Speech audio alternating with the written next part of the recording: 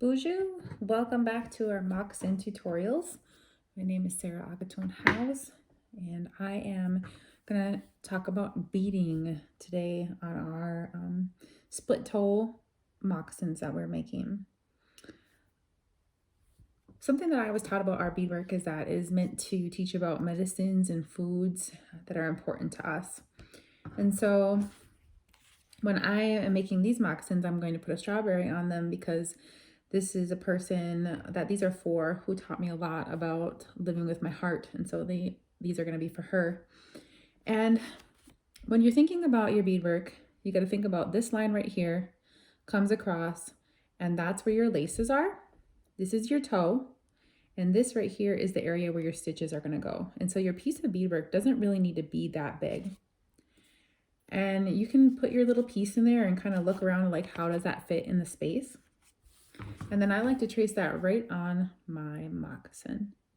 So I'm gonna get you started with beading. You can bead with a couple different kinds of needles, but because I'm beading on leather, I like to use a very small Glover, which is a leather needle. And this is a size 12 Glover. A size 10 would also work, but because needles and beads both have different sizes, it's best to use a needle that is smaller than your beads. So I'm using size 11 beads, so I'm using a size 12 needle. These are your basic seed beads. I bought them online. Kind of your standard style bead. Little trick for threading your needle is an old lady trick, which is trap your thread between your fingers like this, almost it's not even visible, and then slide your needle onto your thread. Most people want to do that the other way. They want to bring the thread to the needle, but you got to think is your thread is wiggly. And so you want the part that's stiff and stationary to slide on to the wiggly part, right? And so it's kind of counterintuitive to what a lot of people want to do, but that is what I was taught. And then as we get older and our eyes become less precise and less able to see small things, it is easier to thread by touch rather than by sight. So I'm just making a little loop here and putting a little knot.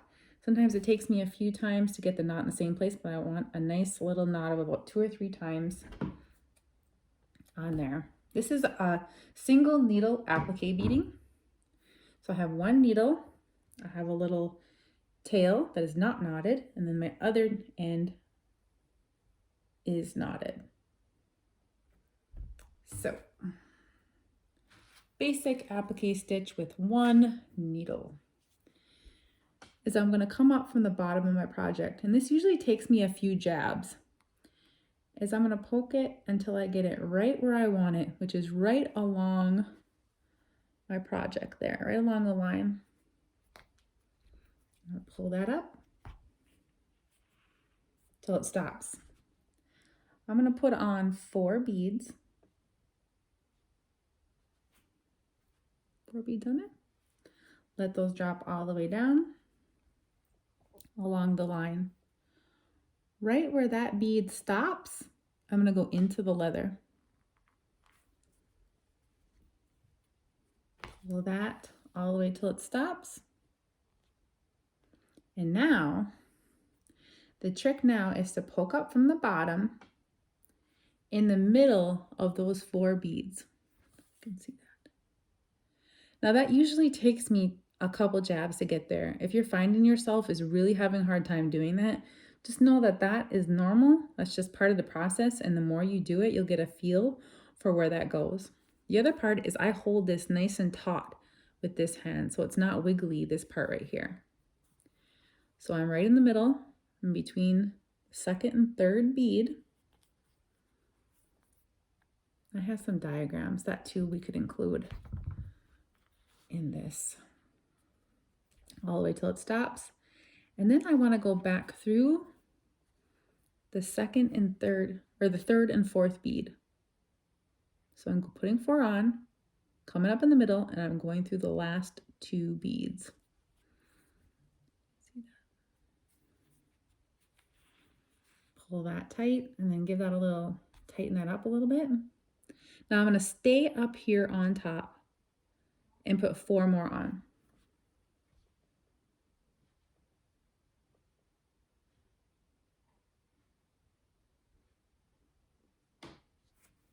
I got 4 more beads that drop all the way down along my line here. Go into the leather. Pull that tight.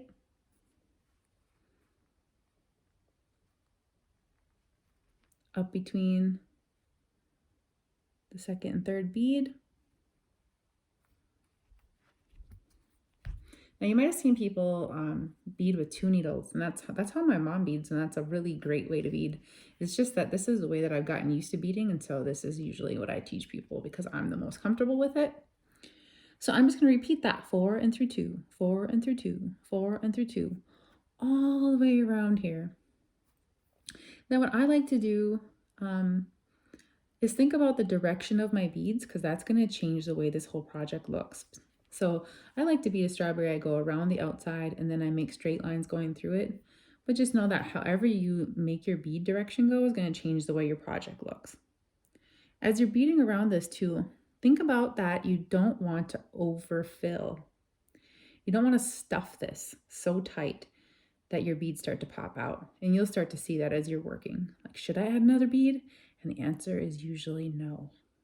Just like life, right? You don't want to overfill it. So I'm just going to keep working, and then I will come back when I have more of this done.